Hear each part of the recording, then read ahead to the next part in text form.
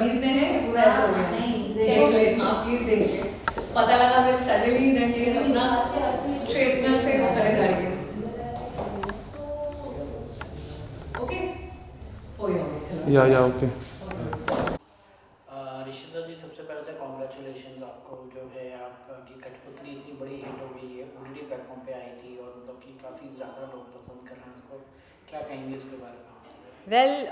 मुझे बहुत खुशी महसूस हो रही है। उम्मीद नहीं थी, मतलब उम्मीद होती है हर फिल्म के साथ कि कुछ अच्छा हो, बट ऐसा होगा मुझे नहीं यकीन था। बिकॉज एक तो हमने जब इसकी शूटिंग भी की थी, we are just come out of COVID times, and then जिस तरीके से सिनेमा का we are seeing the kind of people are going less to theatres.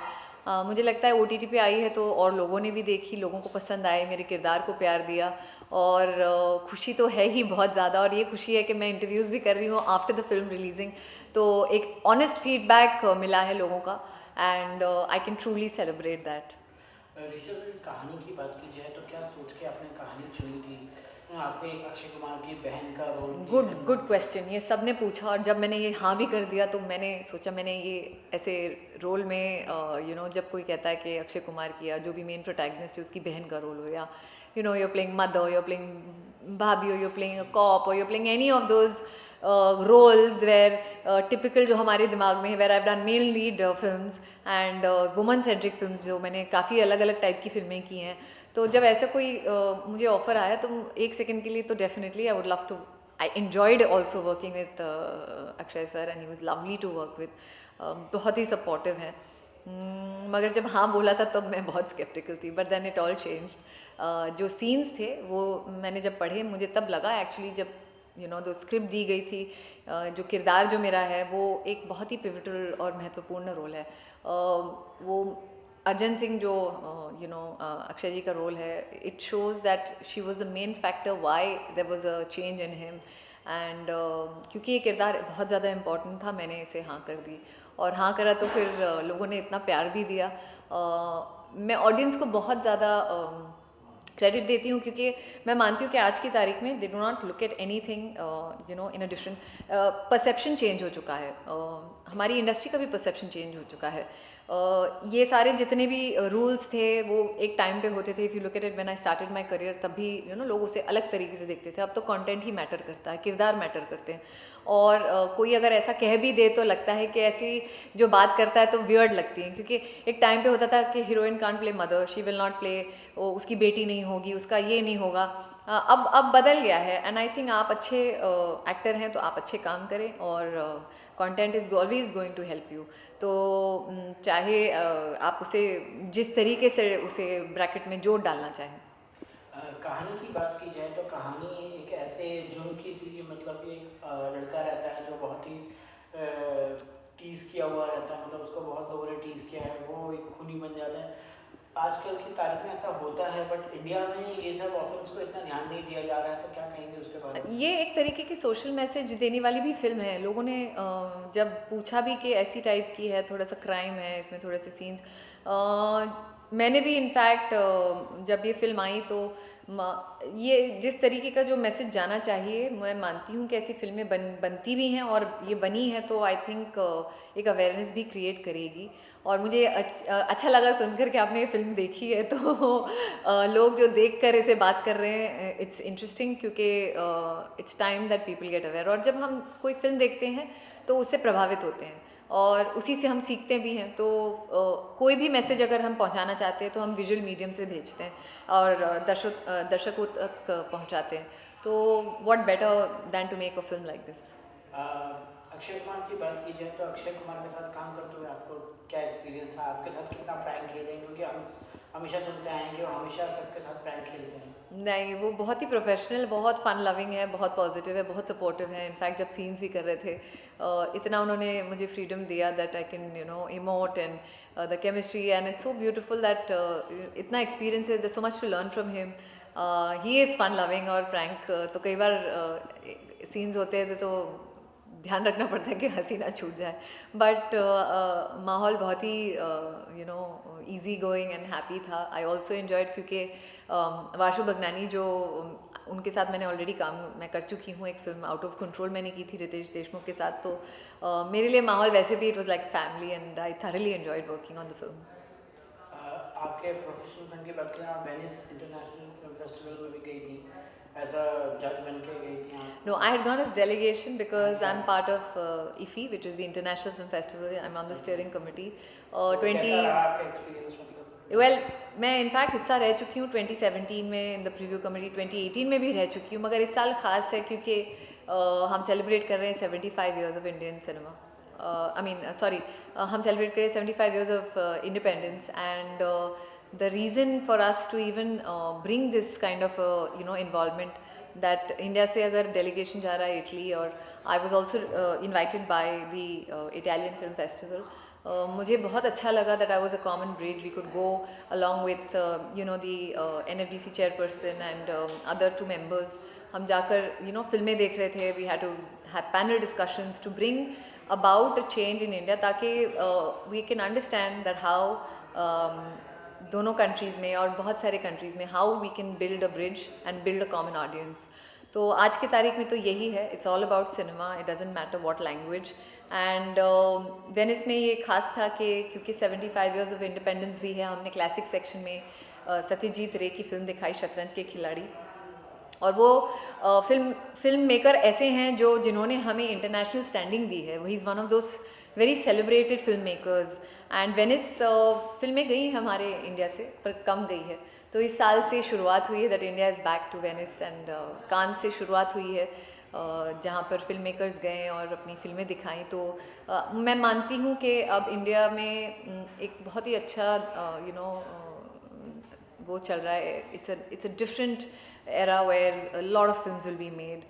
Foreign co productions हमने इनकरेज किए हैं, we will be giving 30% incentives to foreign film productions, and मैं मानती हूँ कि definitely India is the content hub, 2024 तक we will be number 1 for sure. Already we are a leading nation as far as cinema is concerned. हम India की बात करते हैं तो वेनिस में भी people think India as films and cinema, and that is how they know the country. So I mean it's a very lovely and a proud moment. OTT platform की बात की जाए तो आपको लगता है एक्टर्स के लिए OTT प्लेटफॉर्म एक सेफ मीडियम हो गया है?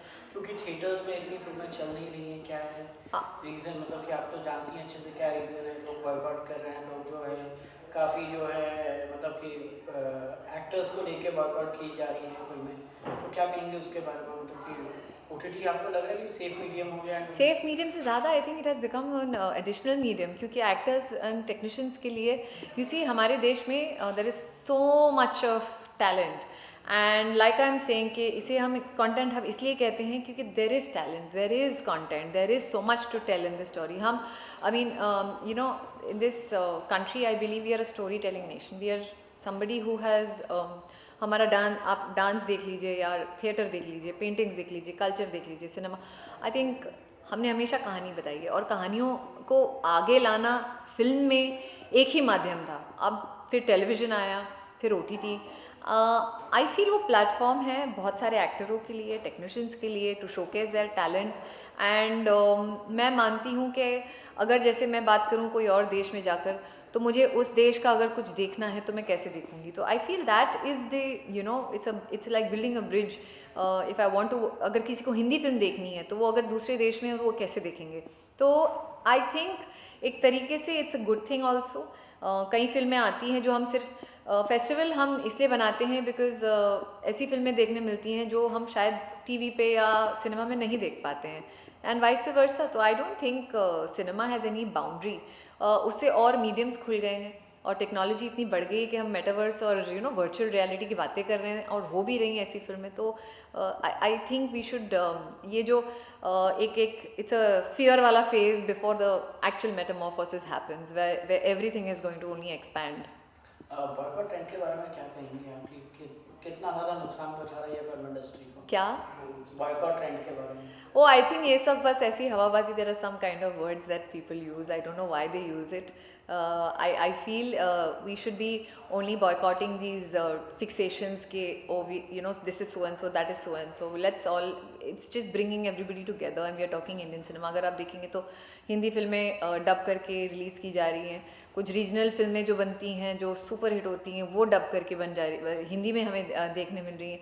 तो आई think it's amalgamation of cinema. I don't think it is anything called ये इट्स अ ग्रेट वर्ड चर्चा करने के लिए, क्योंकि चर्चा बहुत ज़रूरी है हमारे देश में.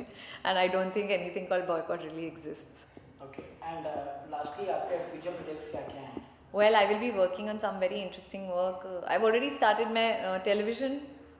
I still consider doing, but I already have been hosting a show on DD National, which is called Rangoli, जो बहुत ही पुराना show है, and they, I am doing it, and they want a younger face, so they've started doing it and enjoying it also. पुराने गाने themes पे बात करना quite interesting है. Sunday सुबह आता है, and a very special project will be Swaraj, which is more special because मैं मानती हूँ कि हमारे आदरणीय प्रधानमंत्री जी का भी ये एक विजन है दैट ये उन्होंने देखी, दो एपिसोड उन्होंने देखे, और उनका कहना है कि युवा पीढ़ी में ये दिखाई जाए ताकि स्कूल्स एंड कॉलेजेस में हो. It's speaking about unsung and संग हीरोज़, और ये जितने महानायक हैं उनके बारे में जानना बहुत ज़रूरी है, बिकॉज कुछ हम खुद नहीं जानते हैं. And I think it's a great tribute to give them. आज अगर हम 75 ईयर्स ऑफ इंडिपेंडेंस मना रहे हैं तो then it is because of them. And जिस तरीके से वो सीरीज़ बनाई गई है, the grandeur and the colour and the craft is beautiful. And 75 heroes के बारे में है, beginning 1478 to 1947. So Portugal invasion से शुरू होती है, एंड उसमें मैं मेरा जो एपिसोड होगा वो रानी लक्ष्मीबाई पे होगा, और something which is she is very very well known. She is still in our hearts and amongst people's memories. मगर और काफ़ी कंटेंट बन चुका है, मगर this is special because there's so much research done, the way it is done, and एक ऐसा challenging किरदार निभाना and warrior princess, it has been very exciting. Okay, and lastly क्या मैसेज देना चाहेंगे आप फैंस को? मैं कहना चाहूँगी thank you for all the love and appreciation, not just now but for so many years that you all have given me, and I think that keeps me going. एक सवाल और मेरा पूछना था कि मतलब कि आपने 2001 में अशोका से अपना करियर चालू किया, तब से लेकर अभी तक की आप क्या जर्नी देखती हैं अपनी, प्लस आप इंडियन सिनेमा को कितना ग्रो होते हुआ देख रही हैं? वेल जब मैंने शुरुआत की थी, मैंने तो मॉडलिंग से शुरुआत की थी, and I was doing some music videos and having fun. तब सोचा भी नहीं था, शायद एक साल के लिए मैंने तो फिल्मों को मना भी कर दिया था. फिर I started, of course I got a great break with Asoka, और तभी मैं मानती थी कि because I was so young, I always felt that I was in no hurry. I wanted to do cinema that is remembered. Out of 50 film sometimes आप कई फिल्में करते हैं, लेकिन जो याद रहती हैं वो शायद ही 5 हो कुछ लोगों के लिए. तो फिर I felt I want to be a part of some great cinema which was already उस दौर में भी बहुत बदलाव आ रहे थे. एंड काफ़ी मैंने स्क्रिप्ट्स ऐसी भी की जो अहेड ऑफ टाइम्स थी, जो आज भी लोग याद रखते हैं, एंड कुछ कमर्शियल फिल्में की. फिर मैं मानती हूँ कि एक OTT वाला जो एक फेज़ आ गया, जब से टेलीविज़न में चेंजेस आए, OTT में चेंजेस आए, लॉट ऑफ वर्क मैंने रीजनल फिल्में भी की काफ़ी इन अदर लैंग्वेजेस, अच्छी कहानियाँ. और मैंने हमेशा माना है कि for me cinema has been cinema, there is been no कि मैं लैंग्वेज एज अ बैरियर मानूँ. एंड इसलिए मैंने एक्सपेरिमेंट भी किए काफ़ी लैंग्वेजेस में. So it's been a different time, and today it's different because I mean this is what I had a vision of when I started with Indian films. और जब मैं पहले कहती थी तो सब लोग मुझे थोड़ा सा सोचते थे कि कुछ ज़्यादा ही she is over ambitious, saying that I wish someday cinema will have progress to making really really good content, and your script will be your hero. Of course we want to be worshipped, and हमारा देश है, it's a hero driven nation, and cinema के बिना मुझे लगता ही नहीं कि कोई एक इंसान भी हो जो सिनेमा ना देखे, कैसे भी करके. So I think that kind of change has happened, and I think it will be the best time for cinema in the coming future. Okay, thank you. Thank you.